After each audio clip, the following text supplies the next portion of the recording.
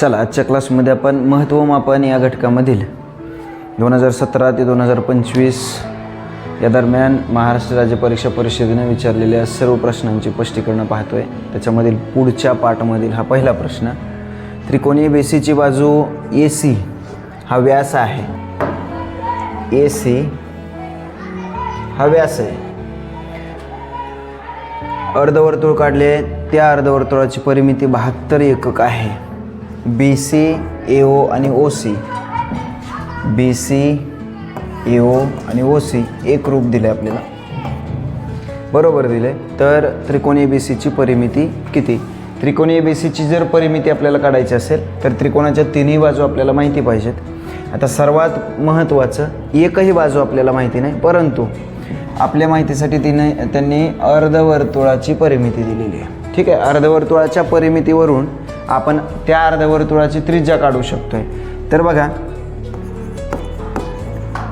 अर्धवर्तुळाची परिमिती काय आहे रे सूत्र? आता बऱ्याच वेळा काय होतं, अर्धवर्तुळाची परिमिती काढत असताना बरीचशी मुलं काय करतात, वर्तुळाची परिमिती किंवा मग वर्तुळाच्या परिमितीला आपण परिघ म्हणतो। परिघाचं सूत्र काय राजांनो? 2πr, right. 2π असं करतो आणि मग आपण अर्धवर्तुळाची काढायची असेल तर निम्मा भाग करतो, म्हणजे भागिले 2 करतो। फक्त एवढंच करायचं का? नाही, अर्धवर्तुळाची परिमिती फक्त आपण अर्धवर्तुळ कंस नाही घ्यायचा, तर त्याचा हा खालचा व्यास सुद्धा घ्यायचा। मग आता याच्यामध्ये आपल्याला व्यास मिळवावा लागेल। व्यास म्हणजेच काय रे? 2r राहतो। ठीक आहे, हा 2 कॅन्सल होऊन जाईल, म्हणजे आपल्याकडे काय मिळणार आहे? πr plus 2r। जर आपण r कॉमन काढला तर कंसामध्ये पाय प्लस 2 राहील। आता पायची किंमत आपण काय घेतो? अंदाजे 22/7 अधिक 2 घेतो। आता हे जर आपण पुढं कंटिन्यू सोडवलं तर बघा,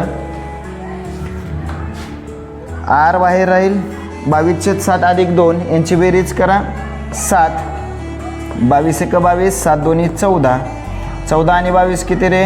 36, 36/7। याचा अर्थ अर्धवर्तुळाची परिमिती आपण डायरेक्ट बघा, अर्धवर्तुळाच्या परिमितीसाठी आपण डायरेक्ट 36/7r असं लिहिलं तरी सुद्धा काही फरक पडणार नाही। त्याच्यामुळं लक्षातच ठेवायचं आहे की अर्धवर्तुळाची परिमिती ज्या वेळी विचारतील त्यावेळी 36/7r एवढं लक्षात ठेवायचं। हे इरेज करतोय मी कारण आपल्याला पुढं सोडवायचं आहे। ठीक आहे, आता बघा, अर्धवर्तुळाची परिमिती बरोबर आपण काय लिहिलं? 36/7r लिहिलं। त्यांनी परिमिती आपल्याला दिलेली आहे, किती दिली? 72। इकडं 72 लिहितो, 72 बरोबर 36/7r। हे 7 आहे ना राजांनो, इकडं भागतो, इकडं गुणणार आहे, इकडं अंशस्थानी असलेला 36 इकडं छेदस्थानी जाईल। 36 × 36, 36 2 72 आणि 7 × 2, 7 2 14। राजांनो, r म्हणजे त्या अर्धवर्तुळाची त्रिज्या आपल्याला 14 एकक मिळेल। म्हणजे त्रिज्या असेल तर इथून इथपर्यंत हे 14 राहील, हे 14 राहील, म्हणजे AC ही बाजू किती राहील रे बाळांनो? 28 राहील। बाजू BC किती राहील? 14 राहील। आपल्याला आता शोधायचं आहे काय? जर त्रिकोणीय BCची परिमिती काढायची असेल तर बाजू AB सुद्धा आपल्या माहिती पाहिजे। आता त्याच्यासाठी काटकोन त्रिकोण आहे। काटकोन त्रिकोण असेल तर आपण पायथागोरसच्या प्रमेयानुसार काय करतो? कर्णाचा वर्ग। मग कर्ण कोणता आहे? AC, length of AC square is equal to length of AB, म्हणजे दोन्ही बाजूंच्या वर्गांची बेरीज करतोय आपण। आता बघा, इकडे AC किती दिला? 28, 28चा वर्ग, AB चा वर्ग आपल्याला AB काढायचा आहे असं ठेवतो। लेंथ ऑफ AC किती दिला?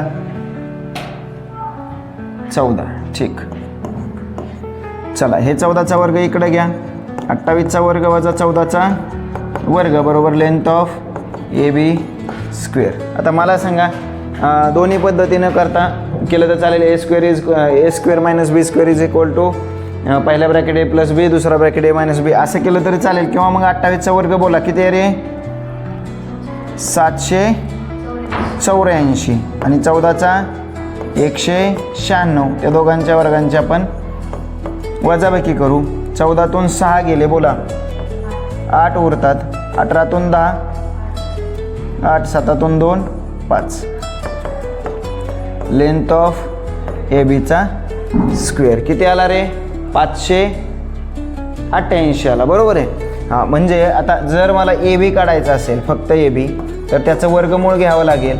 ए बी बरोबर वर्गमुळामध्ये 588. आता 588चं वर्गमूळ काढायचं आपल्याला. 588 पूर्ण वर्गसंख्या नाही, मग आता त्यासाठी काय करता येईल आपल्याला, बोला. 588चे अवयव पाडावे लागतील, बरोबर. मग अवयव पाडत असताना बघा, बे दोन्ही 4, 1 92 18 बेचोक 8, पुन्हा बे 1 बे बेचोक 8, बे साती 14, पुन्हा कितीने भाग जाईल रे, 7ने जाईल. 7 दोन्ही 14, 7 1 7, 7 3 21, 3 1 3, 1 तास. ठीक आहे. तर हे आपले अवयव आले बघा. याच्यामध्ये वर्गमूळ जर काढायचं असेल तर बे दोन्ही 4, 7 दोन्ही 14, सॉरी 7 7 49, 49 गुणिले 4 गुणिले 3 असं आपण लिहू शकतोय का रे.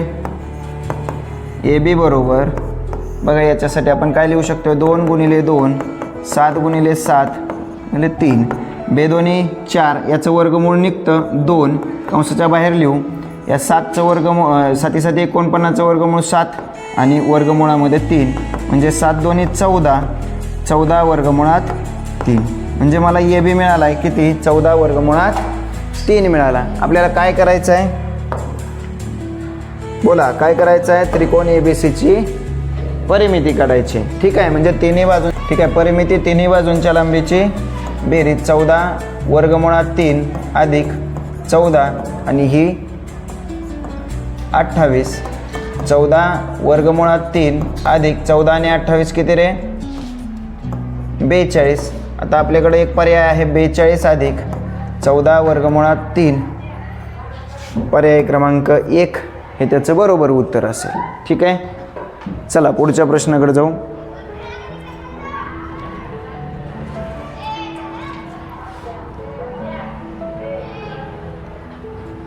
पहा पुढचा प्रश्न काय म्हटलंय, एका इष्टिकाची ती ठोकळ्याची लांबी रुंदी उंची LBH आहे. LB बरोबर 60 चौरस सेंटीमीटर, BH बरोबर 24 चौरस सेंटीमीटर, HL बरोबर 40 चौरस सेंटीमीटर. तर त्या ठोकळ्याचे घनफळ किती. इष्टिका चिती ठोकळ्याची दिलेली आहे बाळांनो. इष्टिका चिती ठोकळा आहे. ठोकळा कोणत्या आकाराचा आहे, इष्टिका चिती आकाराचा आहे. आणि इष्टिका चितीचं बघा, इष्टिका चितीचं घनफळ काय रे, इष्टिका चितीचे घनफळ बरोबर लांबी गुणिले रुंदी गुणिले उंची, बरोबर आहे.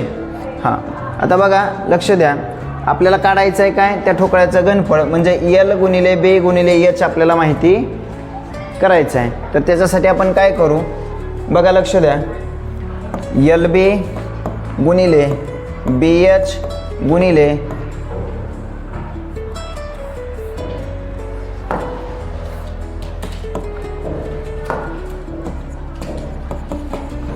LH दिलेलं आहे. LH लिहा किंवा HL लिहा. ठीक आहे. डाव्या बाजूंचा गुणाकार केला तर त्याप्रमाणे उजव्या बाजूंचा सुद्धा गुणाकार करावा लागेल. 60 गुणिले 24 गुणिले 40. ठीक आहे. चला L आहे, इथं सुद्धा L आहे म्हणजे Lचा स्क्वेअर गुणिले B आहे, B आहे, Bचा स्क्वेअर गुणिले Hचा स्क्वेअर. ठीक आहे. या सगळ्यांचा गुणाकार करा. बघा 6 चौक 24, वरचे 2 शून्य द्या आणि हा 24 लिहा. आता मला सांगा L वर्ग B वर्ग आणि H वर्गचा यांचा गुणाकार काय येईल, 24 आहे आणि गुणिले 24 आहे म्हणजे 24चा वर्ग किती रे, बोला 24चा वर्ग 576, त्याच्यावरती 2 शून्य द्या. आता दोन्ही बाजूचं जर वर्गमूळ घेतलं आपण, दोन्ही बाजूचं वर्गमूळ जर घेतलं तर इकडं काय डाव्या बाजूला L B आणि H यांचा गुणाकार येईल आणि उजव्या बाजूला बघा 576चं वर्गमूळ 24 आहे आणि वर्गमुळामध्ये 2 शून्याच्या ऐवजी 1 शून्य देणार आहे। याचा अर्थ त्या इष्टिकाचे तिचं घनफळ म्हणजे लांबी गुणिले रुंदी गुणिले उंची आपल्याला 240 मिळेल। 240 घन सेंटीमीटर कुठं दिलं? पर्याय क्रमांक 2 मध्ये दिलं आहे। पर्याय क्रमांक 2 हे बरोबर उत्तर असेल। चला पुढच्या प्रश्नाकडे जाऊ। एका इष्टिकाची त्या आकाराच्या पाण्याच्या टाकीत दर मिनिटाला 60 लिटर दर मिनिटाला 60 लिटर या दराने एका नळातून पाणी पडत आहे। टाकीची धारकता 108 घनमीटर आहे, तर ती टाकी अर्धी भरण्यासाठी किती वेळ लागेल? टाकीची धारकता किती आहे रे बाळांनो? 108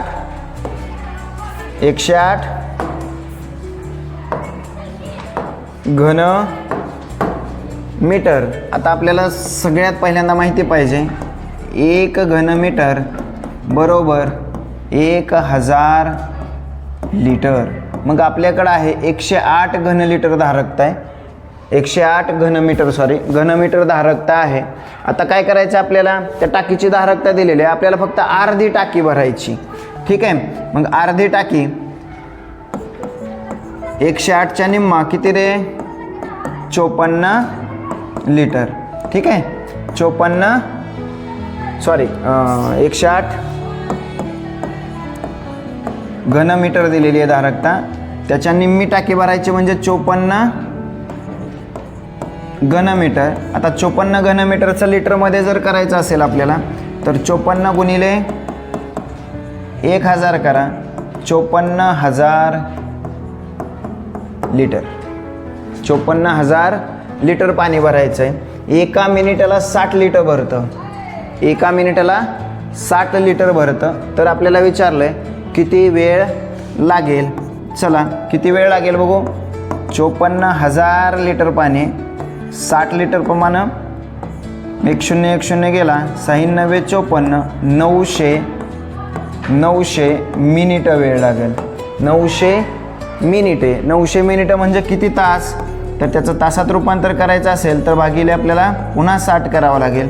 1010 गेला 6 उरले 3 6 पंचे 30 म्हणजे एकूण 15 तास वेळ लागेल ती टाकी अर्धी भरण्यासाठी। किती वेळ लागेल? 15 तास। पर्याय क्रमांक 4 हे आपलं बरोबर उत्तर आहे। चला पुढच्या प्रश्नाकडे जाऊ।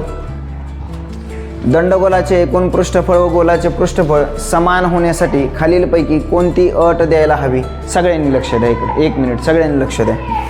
काय दिलंय रे? दंडगोलाचे एकूण पृष्ठफळ व गोलाचे पृष्ठफळ समान होण्यासाठी। बघा, गोलाचं पृष्ठफळ आणि दंडगोलाचं एकूण पृष्ठफळ। दंडगोल म्हणजे काय?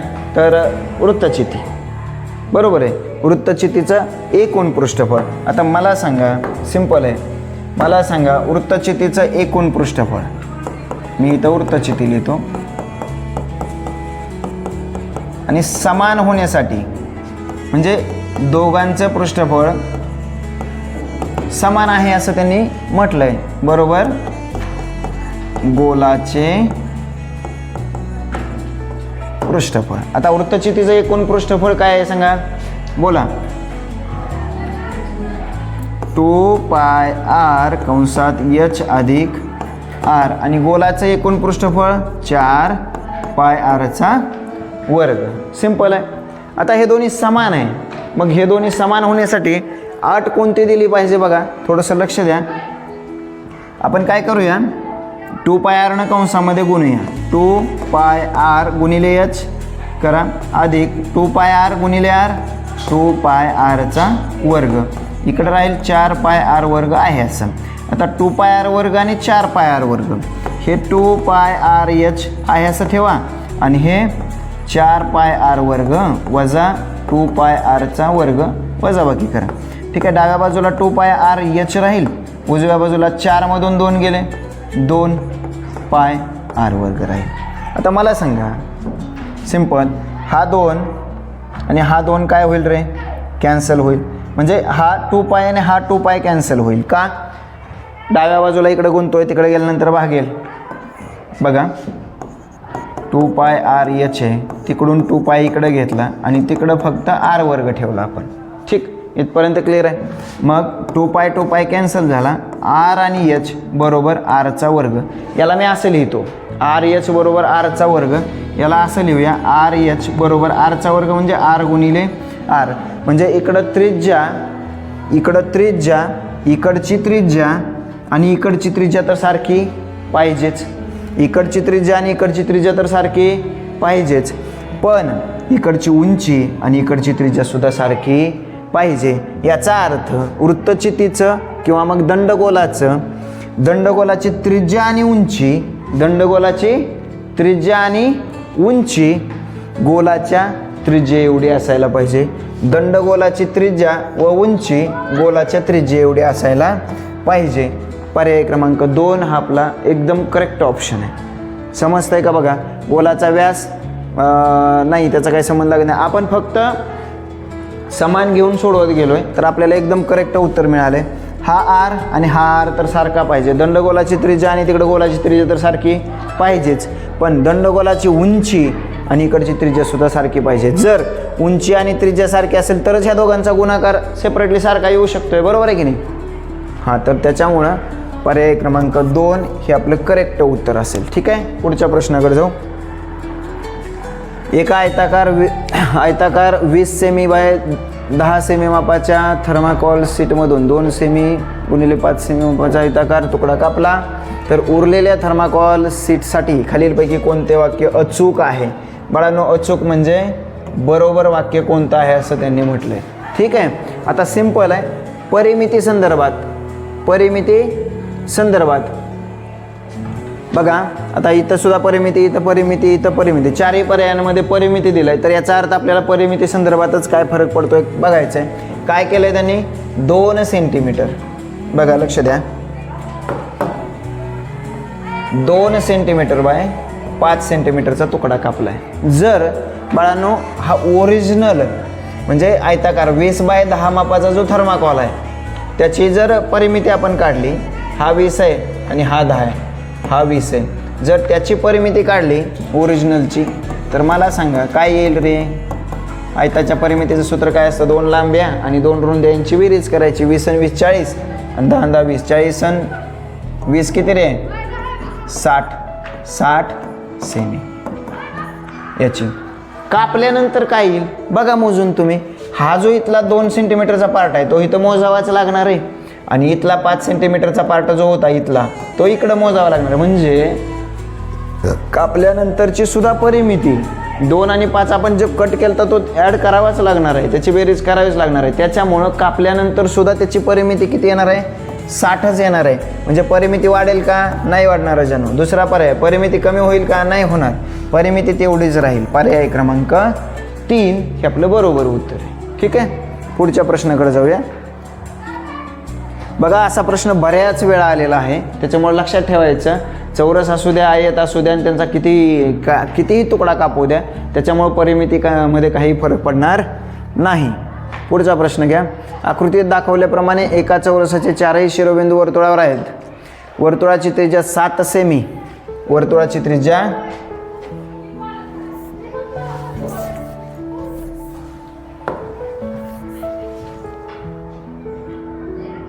वर्तुळाची त्रिज्या 7 सेमी. बघा, वर्तुळाची त्रिज्या 7 सेंटीमीटर आहे. तर रेखांकित भागाचं क्षेत्रफळ काढा. सिंपल सांगतो तुम्हाला, लक्ष द्या. रेखांकित भागाचं क्षेत्रफळ काढा. रेखांकित भाग म्हणजे काय आहे? तर पूर्ण वर्तुळ आहे, त्या वर्तुळातून हा चौरस आपल्याला वजा करायचा आहे. ठीक आहे, आता सगळ्यात महत्त्वाचं वर्तुळाचं क्षेत्रफळ काढावं लागेल, त्याच्यातून चौरसाचं क्षेत्रफळ वजा करावं लागेल. मग वर्तुळाचं क्षेत्रफळ काढण्यासाठी आपल्याला काय आवश्यक आहे रे? पाय आरचा वर्ग हे त्याचं सूत्र आहे. मग आरचा वर्ग म्हणजे त्रिज्येचा वर्ग, आर आपल्याकडे आहे. ठीक आहे, इथपर्यंत. त्याच्या पुढे गेलो, चौरसाचं क्षेत्रफळ मला वजा करावं लागणार आहे. मग चौरसाच्या क्षेत्रफळासाठी माझ्याकडे काय असणं आवश्यक आहे? तर चौरसाची बाजू, कारण चौरसाचं क्षेत्रफळ म्हणजे काय? बाजूचा वर्ग. मग ही बाजू असणं आवश्यक आहे. त्याच्यासाठी अगोदर आपल्याला चौरसाची बाजू शोधावी लागेल. बघा, थोडंसं लक्ष द्या. इथं आपण एक सिंपल अशा पद्धतीने 2 त्रिज्या काढू. ही 7 असेल तर ही सुद्धा 7 असणार आहे. ठीक आहे. आणि चौरसाचे दोन्ही कर्ण परस्परांचे कसे असतात रे? लंब दुभाजक असतात. लंब दुभाजक म्हणजे काय? ते काटकोनही करतात आणि 2 भाग सारखेही करतात एकमेकांचे. बरोबर आहे.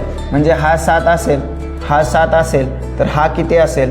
आता चौरसाचा कर्णावरून जर चौरसाची बाजू काढायची असेल तर मग कर्ण बरोबर किंवा मग बाजू बरोबर काय येतं रे? सांगा बोला.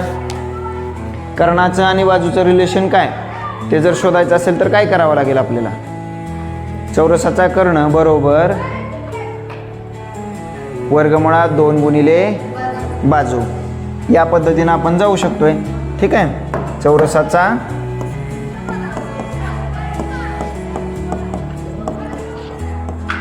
कर्ण बरोबर वर्गमुळात 2 गुणिले बाजू. आता मला सांगा, चौरसाचा कर्ण माझ्याकडे आहे, किती आहे रे? 14 आहे. हे वर्गमुळात 2 काय आहे रे? इकडं गुणतोय, इकडं आल्यानंतर भागणार. मग बाजू किती मिळाली मला चौरसाची? किती मिळाली? 14 वर्गमुळात 2 ही बाजू मिळाली. म्हणजे चौरसाचं क्षेत्रफळ काय असणार आहे? चौरसाचं क्षेत्रफळ काय असणार आहे? बोला. चौरसाचे क्षेत्रफळ म्हणजे बाजूचा वर्ग, म्हणजे 14 वर्गमुळात 2चा वर्ग. तर 14चा वर्ग माझ्याकडे आहे 196. वर्गमुळात 2चा वर्ग 2. 196च्या निम्म 92, 18, 1, 82, 16, 98 चौरस सेंटीमीटर.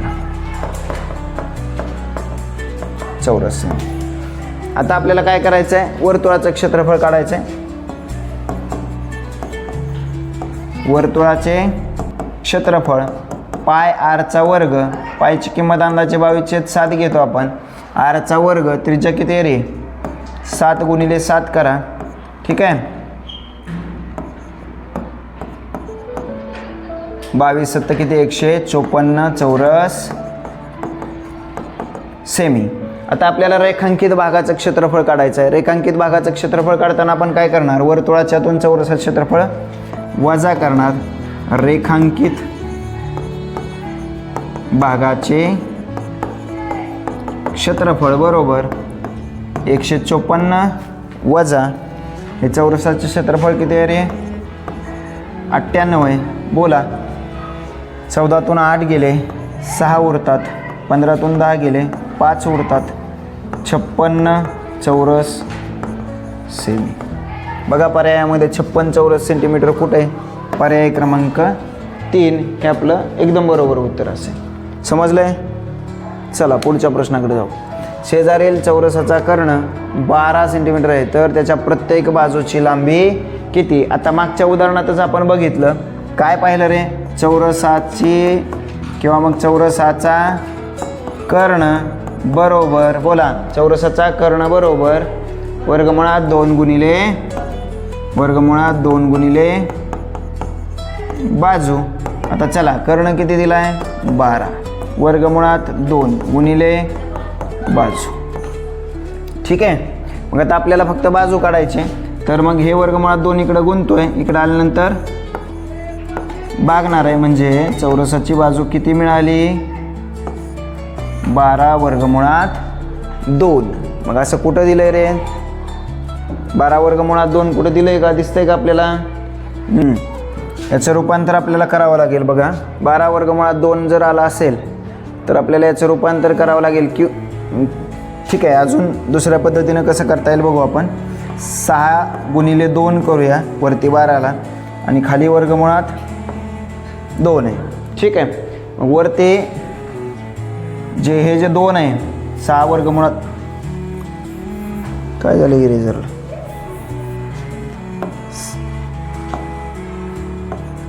6 2 आणि खाली वर्गमुळात 2 आहे.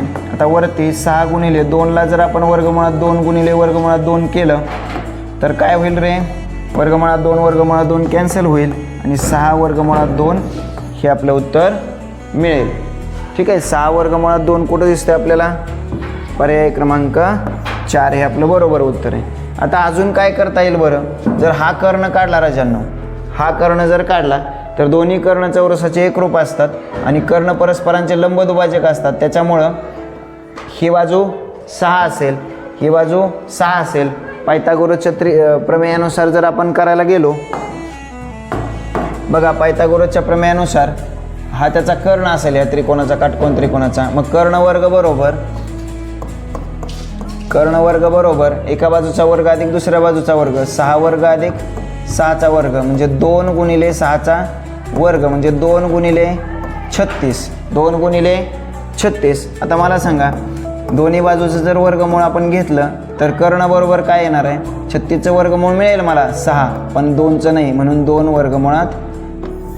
6 वर्गमुळात 2. पण हा कर्ण म्हणजे कोण आहे, तर या चौरसाची बाजू आहे, म्हणून चौरसाची बाजू काय येणार आहे, 6 वर्गमुळात 2 ही त्याची बाजू मिळणार आहे. ठीक आहे, तर पुढच्या प्रश्नाकडे जाऊ. एका बादलीची धारकता 10 लिटर आहे. ठीक, त्या बादलीमध्ये 10 लिटर पाणी मावतं. ही बादली पाण्याने पूर्ण भरण्यासाठी 1.25 लिटर पाण्याच्या किती बाटल्या ओताव्या लागतील. सिंपल आहे, काय करावं लागेल, 10 लिटर भागिले 1.25 लिटर. 1.25ला कसं लिहितो आपण, 1.25. बघा, जर पॉईंट काढायचा असेल तर सममूल्य अपूर्णांक करावा लागेल. त्याच्यासाठी वरती 100 गुणायचं आणि 1.25ला सुद्धा 100 गुणायचं. मग वरती काय येणार आहे, 1000 येणार आहे आणि खाली किती येणार आहे, 125.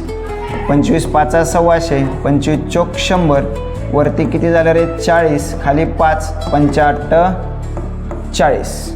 किती बाटल्या, 8 बाटल्या ओताव्या लागतील. पर्याय क्रमांक 1 हे याचं बरोबर उत्तर आहे. ठीक आहे, चला पुढच्या प्रश्नाकडे जाऊया. खालीलपैकी कोणता गुणाकार गोलाचे घनफळ दर्शवतो. आता मला सांगा, गोलाच्या घनफळाचं सूत्र काय आहे रे राजांनो, 4/3 पाय आरचा घन. हे गोलाच्या घनफळाचं सूत्र आहे, बरोबर आहे. मग आता इथं वरती अंशामध्ये बे होईल, 4/3 होऊ शकतो का, कधीच नाही होऊ शकत. इथं 4/3 आरचा घन दिसतोय, पण पाय त्यांनी कुठेतरी गायब केला आहे, त्याच्यामुळे हे पण येणार नाही. मग इथं बघा, याला जर आपण सॉल्व केलं तर 4 आहे, छेदस्थानी 3 आहे, पाय आणि हा आर आणि हा आरचा वर्ग यांचा गुणाकार केला तर मग काय येईल, आरचा घन मिळेल. म्हणजे पर्याय क्रमांक 2 हे माझं बरोबर उत्तर आहे. याच्यामध्ये सुद्धा त्यांनी 4/3 पाय आरचा घन पाहिजे होता, इथं आरचा वर्ग दिला, म्हणून हाही ऑप्शन आपला कॅन्सल होईल. So option number 2 is right answer. चला पुढच्या प्रश्नाकडे जाऊ. एका वृत्तचिती आकाराच्या पिंपाची तळाची त्रिज्या दिली 28 सेंटीमीटर. त्यात पाणी आहे म्हटलंय, त्यात 44 सेमी लांब, 4 सेमी रुंद व 8 सेमी उंच धातूचा ठोकळा टाकला तर पिंपामधील पाण्याची उंची किती वाढेल. खूप छान प्रश्न आहे, थोडं व्यवस्थित लक्ष द्या. एक पिंप आहे वृत्तचिती आकाराचा, त्याच्यात त्यांनी काय केलं आहे, त्याच्या तळाची त्रिज्या दिली बाबा. ठीक आहे, किती दिली रे, 28 सेमी दिली. ठीक आहे, इथं 28 सेमी त्याच्या तळाची त्रिज्या दिलेली आहे. आता लांब आहे, रुंद आहे आणि उंच आहे, याचा अर्थ ते इष्टिकाचिती आकाराचा ठोकळा आहे. तो इष्टिकाचिती आकाराचा ठोकळा, आता समजा इथपर्यंत पाणी असेल तर आपल्याला माहिती आहे कावळ्याची गोष्ट, कावळ्याला तहान लागल्यानंतर कावळ्यानं काय केलं तर रांजणामध्ये खडे टाकले होते, बरोबर. मग खडे टाकले की पाणी कुठं आलं, वरती आलं. मग त्याप्रमाणे इथं जर आपण इष्टिकाचितीचा हा ठोकळा जर टाकला तर पाणी कुठं जाणार आहे, वरती येणार आहे, बरोबर आहे की नाही. म्हणजे पाण्याची उंची वाढणार आहे. मग समजा बाळांनो, इथं पाणी होतं, ते पाणी जर इथपर्यंत येत असेल, पाणी इथपर्यंत जर येत असेल तर मग मला काय करायचं आहे, थोडं व्यवस्थित समजून घ्या, कन्सेप्ट क्लिअर करा. या इष्टिकाचिती आकाराच्या ठोकळ्याचं जेवढं घनफळ असणार आहे ना, जेवढं घनफळ आहे ना, तेवढ्याच घनफळाचं पाणी वरती येणार. बघा लक्षात येतं का तुमच्या, हा जो वाढलेला उंचीचा पार्ट आहे, पाण्याची उंची जी वाढलेली आहे, ते किती वाढणार आहे? इष्टिका चितीचं घनफळ जेवढं आहे ना तेवढंच घनफळ वाढणार आहे. म्हणजे मला सांगा, इथून खालचा विचारच करायला नको आपण, इथून खालचा विचारच करायला नाही, इथून एवढाच वृत्तचिती आकार पकडा. मग एवढ्या वृत्तचिती वाढलेल्या पाण्याच्या वृत्तचिती आकाराचं जे घनफळ आहे की नाही तेवढंच घनफळ इष्टिका चितीचं असणार आहे. मग आपण काय करूया, इष्टिका चितीचे घनफळ बरोबर वाढलेल्या उंचीच्या वृत्तचितीचे घनफळ दोन्ही सारखंच असणार आहे. जेवढ्या घनफळाचं इष्टिका चिती ठोकळा त्याच्यात टाकलाय, दगड टाकलाय ना तेवढ्याच घनफळाचं पाणी वरती येणार आहे. त्याच्यामुळे हे घनफळ आणि ते घनफळ सारखंच असणार आहे. मग आपण काय करूया, इष्टिका चितीचं घनफळ म्हणजे काय, लांबी गुणिले रुंदी गुणिले उंची, 44 गुणिले 14 गुणिले 8 लिहून टाकतो मी, 44 गुणिले 14 गुणिले 8. आता वृत्तचितीचं घनफळ काय आहे सांगा मला, बोला. वृत्तचितीचं घनफळाचं सूत्र काय आहे? पाय आर वर्ग एच. ठीक आहे, इथंही सूत्र लिहितो.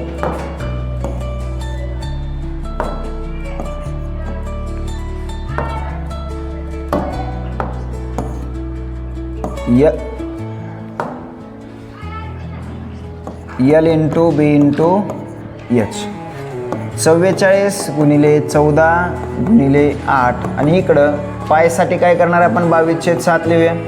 आता आर दिला आहे वृत्तचितीच्या तळाची त्रिज्या. आता वृत्तचितीच्या तळाची त्रिज्या 28 आहे, म्हणजे ती वृत्तचिती अशी कमी कमी तर होणार नाही किंवा जास्त तर होणार नाही, ती समान असणार. त्याच्यामुळे ती जिथं उंची वाढली तिथली सुद्धा त्रिज्या आपण किती घेऊ शकतो आहे, 28च. 28 गुणिले 28 गुणिले हा एच आहे असा ठेवा. आपल्याला काय काढायचं आहे, उंची किती वाढेल काढायचं आहे. एच आहे असा ठेवा, किती उंची लागेल बघू. आता काय करायचं, 44 गुणिले 14 गुणिले 8. लक्षात घ्या, इकडं 7 छेदस्थानी, इकडं काय होणार आहे, अंशस्थानी येईल. इकडं 22 28 28 हे सगळं आपण छेदस्थानी घेऊन जाऊया आणि इकडं फक्त एच ठेवू. ठीक, चला. 22 1 22, 22 दोन्ही 44, 14 1 14, 14 दोन्ही 28. ह्या 2ला 2 कॅन्सल करून टाका. पुढं 8 7 किंवा मग हां बघा 8 7 56 आणि 28 दोन्ही 56, बरोबर आहे. असं करू शकता. 7 1 7, 7 चौक 28, 4 1 4, 4 दोन्ही 8. सगळं संपलं आहे, फक्त 2 उरलं आहे. मग आपण काय करायचं, उंची बरोबर 2 सेंटीमीटर. उंची बरोबर 2 सेंटीमीटर. मग किती पिंपातील पाण्याची उंची किती वाढणार आहे राजांनो, 2 सेंटीमीटर. काही जास्त फापट पसारा करायची गरज नाही. किती वाढली, जेवढी इष्टिका चितीचं घनफळ आहे ना तेवढीच वाढली, तेवढंच घेतलं आहे. उत्तर बरोबर येईल, पर्याय क्रमांक 1. चला पुढच्या प्रश्नाकडे जाऊ. एका शंकूचे वक्र पृष्ठफळ दिलं, शंकूचं वक्र पृष्ठफळ दिलं 47.10 चौरस सेंटीमीटर. त्याच्या तळाची त्रिज्या दिली 3 सेमी. लंब उंची किती, लंब उंची आपल्याला काढायचं. थोडंसं लक्ष द्या. शंकूचे वक्र पृष्ठफळाचं सूत्र काय रे बाळांनो, पाय आर एल. मग शंकूचे वक्र पृष्ठफळ बरोबर पाय आर एल. आता वक्र पृष्ठफळ त्यांनी दिलंयच 47.10. पायची किंमत 22/7 गुणिले आर आपल्याला माहिती आहे का, माहिती आहे किती रे, 3 आणि हा एल आहे असा ठेवू. जसं मागाशी केलं हे 7 इकडं अंशात न्या.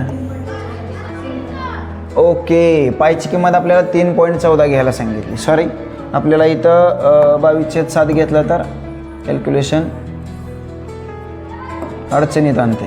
ठीक आहे, आपण त्याला 3.14 घेऊ. 3.14 गुणिले त्रिज्या आपल्याला किती दिली, 3 गुणिले एल. आता काय करायचं, 47.10 छेद 3.14 गुणिले 3 इकडं घ्या बरोबर एल. आता अंशस्थानी 2 घरं सोडून दशांश चिन्ह आहे आणि छेदस्थानी सुद्धा 2 घरं सोडून दशांश चिन्ह आहे. जरी दशांश चिन्ह घालवायचं ठरवलं वरती आणि खाली अंशात छेदात 100 गुणणार आहे. मग ते 100 गुणा त्याच्यापेक्षा आपण 2-2च घरं सोडू नये, समान घरं सोडू नये, त्याच्यामुळे ते कॅन्सल करून टाकू आणि डायरेक्ट गुणाकार करू. चला 7 आणि 4 11 आणि 1 12 म्हणजे 3 भाग जातो बघा. 3 1 3, 3 1 3, 1 उरला, 3 5 15, 2 उरले, 3 7 21 0 म्हणजे 1570 भागिले 314 बरोबर L.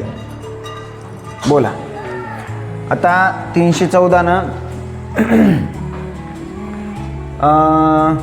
भाग द्यायचा आहे, तर आपल्याला 314चा एक अंदाजे पाडा एकक स्थानानुसार आपण तयार करू की बाबा 4 पंचे 20, 4च्या पाड्यामध्ये एकक स्थानी 0 कधी येतोय? 5व्या स्थानीच येतोय फक्त. मग आपण करून बघू तरी. 314 गुणिले 5, 5 चोक 20, 2 5 1 5 आणि 2 7 आणि 5 तरी 15, 1570 येतं का? येतं. 314च्या पाड्यात 5व्या स्थानी 1570 येतं, म्हणून आपण L बरोबर 5 सेमी. L किती आला? 5 सेमी. आता तुम्हाला सगळ्यांना माहिती आहे शंकू या आकाराचा राहतो. ही त्याची ही जी उंची आहे ना, त्याला काय म्हणतो रे आपण? तिरकस उंची. काय म्हणतो? तिरकस उंची. त्याला आपण L म्हणतो. ही त्याची त्रिज्या आहे R असेल आणि ही लंब उंची असते H. बरोबर आहे. मग आपल्याला काय काढायला सांगितलं त्यांनी? लंब उंची. आपल्याकडे 2 बाबी आहेत राजांनो, एक तिरकस उंची मिळाली आणि एक त्रिज्या मिळाली. मग जर आपण पायथागोरसच्या प्रमेयाप्रमाणे सोडवलं, बघा पायथागोरसच्या प्रमेयानुसार जर आपण सोडवलं तर कर्णाचा वर्ग म्हणजे Lचा वर्ग, L किती आहे रे? 5 आहे. 5चा वर्ग हा इतर 2 बाजूंच्या वर्गांच्या बेरजे इतका असतो, म्हणजे R किती दिलाय? 3. 3चा वर्ग अधिक Hचा वर्ग असं आपण लिहू शकतोय. 5चा वर्ग 25, इकडं अधिक आहे, इकडं वजा होणार 9 बरोबर H. 25 वजा 9 किती रे? 16. 16 बरोबर H वर्ग. कितीचा वर्ग? 16 रे? तर 4चा वर्ग 16, म्हणून त्याची लंब उंची किती मिळेल मला? 4 सेंटीमीटर. पर्याय क्रमांक 2 हे बरोबर उत्तर आहे. समजलंय सगळ्यांना? पक्का? ठीक. खालच्या प्रश्नाकडे येऊया. बघा हा प्रश्न काय म्हणतोय, थोडंसं व्यवस्थित लक्ष द्या. 22 सेमी लांब, 18 सेमी रुंद, 6 सेमी उंच अशी धातूची भरीव इष्टिकाची ती वितळवून त्याच्यापासून 2 सेमी जाडी आणि 4 सेमी व्यास असलेल्या नाण्याच्या आकाराच्या किती चकत्या होतील? नाणं बनवलंय त्यांनी तसं. या आकाराच्या त्याच्या चकत्या किती होतील? याचा अर्थ आपल्याला काय करायचं आहे? त्या इष्टिकाची तिच्या धातूचा जो ठोकळा आहे त्याचं घनफळ काढायचं आहे आणि मग या वृत्तचिती आकाराचं जे नाणं आहे त्याचं घनफळ काढायचं आहे आणि दोघांचा काय करायचा? भागाकार करायचा. मग आपण काय करूया, त्यांनी सांगितलंय चकत्या किती चकत्या तयार होतील. ठीक आहे. एकूण चकत्या किती तयार होतील? तर इष्टिकाचितीचं घनफळ भागिले वृत्तचितीचं घनफळ. का रे?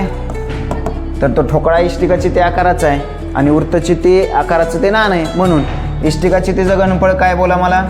L गुणिले B गुणिले H. आणि वृत्तचितीचं घनफळ सांगा बोला. वृत्तचितीचं घनफळ काय रे?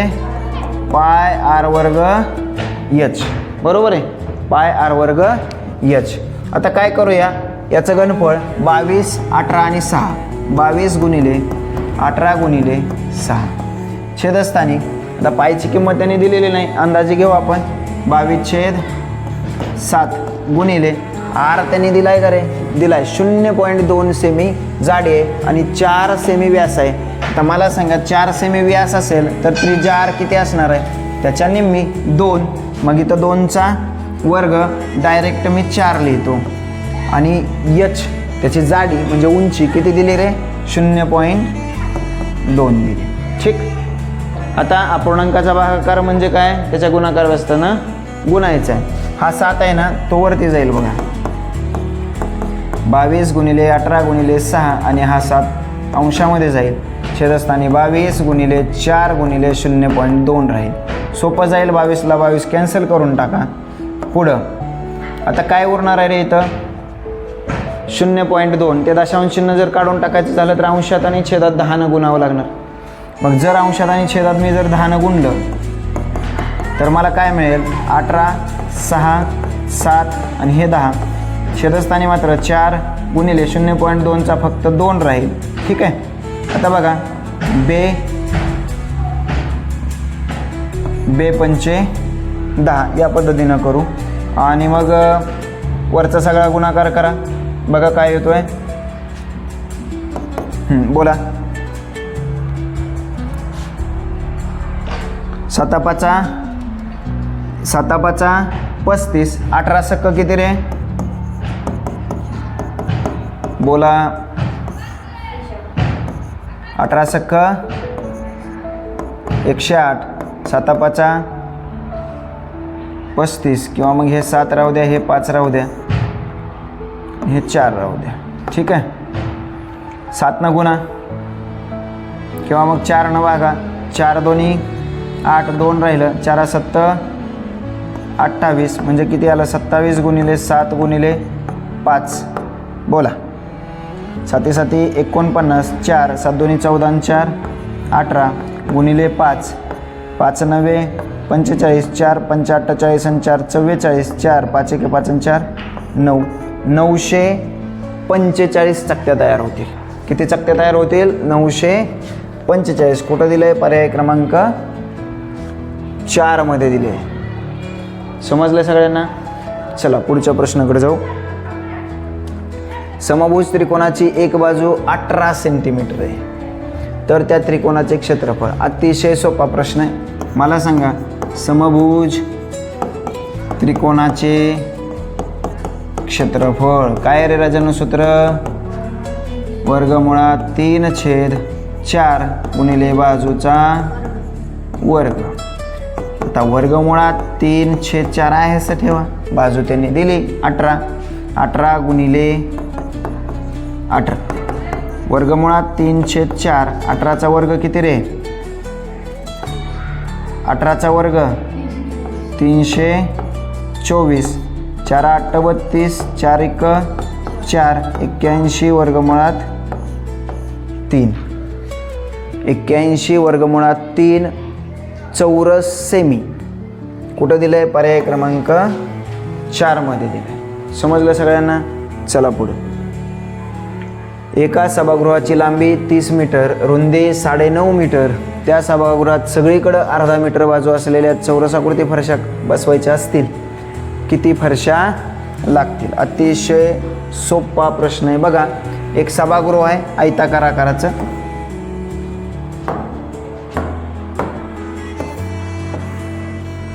याची लांबी दिली 30, रुंदी दिली 9.5 मीटर आणि याच्यामध्ये अर्धा मीटर बाजू असलेल्या चौरस आकृती. म्हणजे काय करायचं आहे?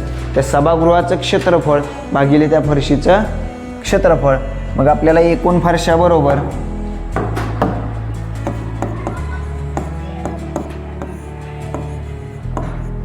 एकूण फरशा किती लागतील? तर एकूण फरशा बरोबर सभागृहाचं क्षेत्रफळ भागिले फरशीचे क्षेत्रफळ. सभागृह आयताकार आहे, त्याचं क्षेत्रफळ लांबी गुणिले रुंदी 30 गुणिले 9.5 आणि फरशी चौरस आकार आहे. चौरसाचं क्षेत्रफळ बाजू गुणिले बाजू म्हणजे अर्धा मीटरला 0.5 गुणिले 0.5 लिहितो मी. चालेल? ठीक. हां, आता चला पुढं. अंशामध्ये 1 घर सोडून दशांश चिन्ह आहे आणि खाली छेदामध्ये 2 घरं सोडून आहे, म्हणून 100 गुणायचं. जर अंशामध्ये 100 छेदामध्ये 100 गुणलं तर बघा 30 गुणिले 9.5. हा जो 9.5 आहे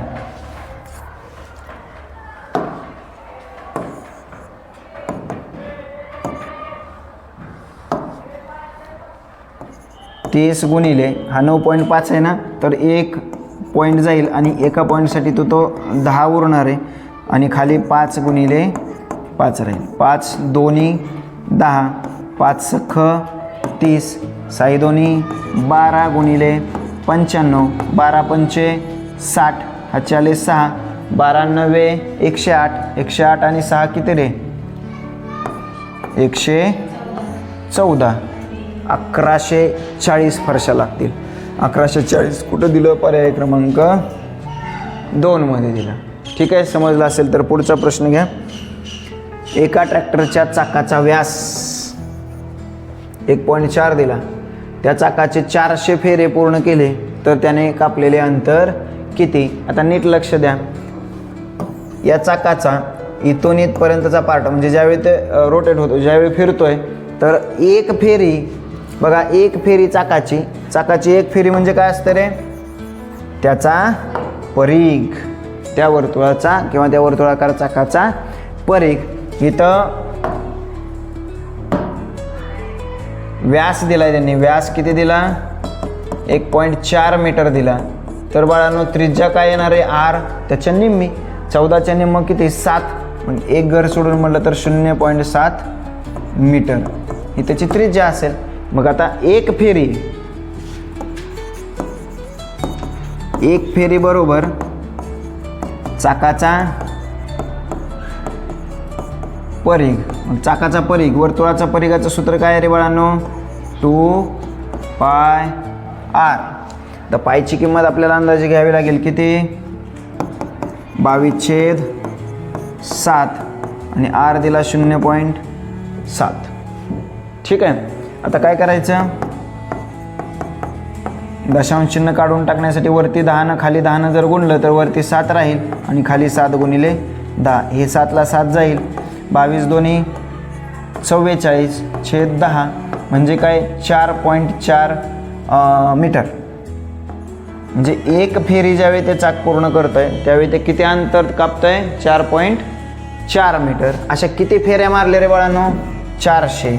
मग एका फेरीला 4.4 तर 400 फेऱ्या बरोबर किती अंतर होईल, 4.4 गुणिले 400, 44 चोक 4 चोक 16, हाचा 1 4 चोक 16 आणि 1 17, वरचे 2 शून्य आहे शेद्या, पुन्हा एक घर दशांश चिन्ह आहे म्हणून इथं या 1760 मीटर अंतर जाईल, 1760 मीटर. ठीक आहे, मग आता आपल्याला पर्याय तर मीटरमध्ये दिलेलं नाही, त्याच्यासाठी आपल्याला त्याचं कन्वर्जन करावं लागेल किलोमीटरमध्ये. 1 मीटर बरोबर असतो 1 किलोमीटर बरोबर असतात 1000 मीटर. मग मीटरचं किलोमीटर करायचं असेल तर त्याला 1000नं भागावं लागेल. मग 3 घरं अलीकडे येईल दशांश चिन्ह 1.76 किलोमीटर, 1.76. पर्याय क्रमांक 3. समजलंय? चला, समजलं असेल तर पुढच्या प्रश्नाकडे जाऊया. एका इष्टिका चिती आकाराच्या टाकीची लांबी रुंदीच्या 1.5 पट असून, वा थोडंसं लक्ष द्या,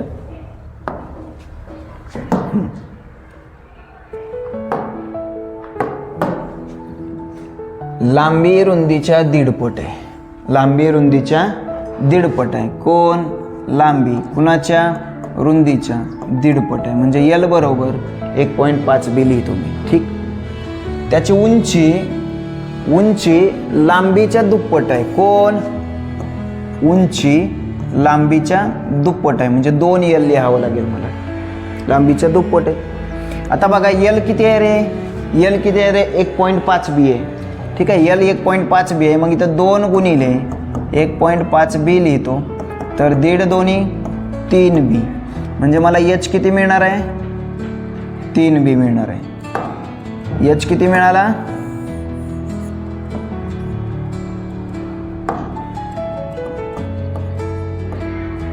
तीन बी मिळाला. यल किती मिळाला 1.5 बी मिळाला. ठीक आहे, आता बघा टाकीची उंची किती, टाकीचं एकूण घनफळ किती दिलं 4500 घन मीटर.